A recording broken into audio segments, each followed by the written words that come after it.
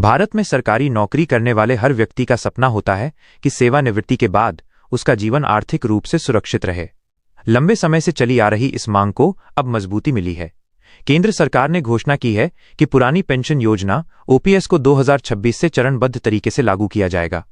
ये फैसला न केवल केंद्रीय कर्मचारियों बल्कि उनके परिवारों के लिए भी एक बड़ी राहत लेकर आया है। लंबे संघर्ष के बाद मिली जीत। कई वर्षों से सरकारी कर्मचारी संघ और यूनियनें पुरानी पेंशन योजना की बहाली की मांग कर रहे थे। इस दौरान देश भर में धरने, प्रदर्शन और वार्ताओं का सिलसिला चलता रहा।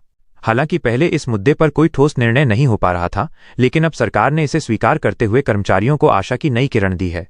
न्यायपालिका का स्पष्ट रुख। पुरानी पेंशन योजना को लेकर कर्मचारी संगठनों ने न्यायालय का दरवाजा भी खटखटाया था।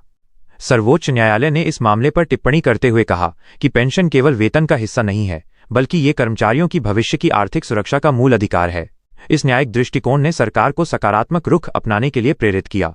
2026 से होगी चरणबद्ध बहाली। केंद्र सरकार की नई नीति के अनुसार 2026 की शुरुआत से ओपीएस लागू करने की प्रक्रिया शुरू होगी।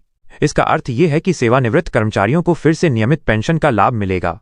यह योजना वर्तमान कर्मचारियों को सुरक्षित भविष्य देने के साथ साथ सरकारी नौकरी में आने वाले युवाओं के लिए भी आकर्षक साबित होगी। कर्मचारियों में उत्साह की लहर। ओपीएस बहाली की घोषणा के बाद देश भर में सरकारी कर्मचारियों और उनके परिवारों में खुशी का माहौल है। कर्मचारी संगठनों ने इसे लंबे संघर्ष का परिणाम बताया है।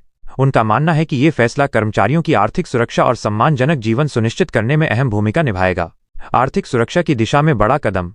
ओपीएस बहाली से कर्मचारियों को सेवानिवृत्ति के बाद स्थिर आय का भरोसा मिलेगा। ये विशेष रूप से मध्यम और निम्न आय वर्ग के कर्मचारियों के लिए बड़ा सहारा साबित होगा। पेंशन मिलने से न केवल उनकी बुनियादी जरूरतें पूरी होंगी, बल्कि वे सम्मानपूर्वक जीवन जी सकेंगे। समाज पर व्यापक असर।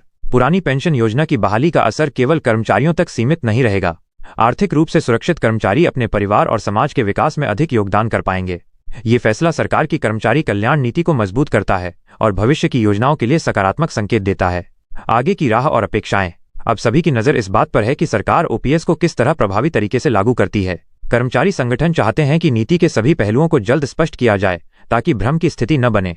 उम्मीद है कि 2026 तक सभी जरूरी तैयारियां पूरी हो जाएंगी और ओपीएस का लाभ हर पात्र कर्मचारी तक पहुंचेगा।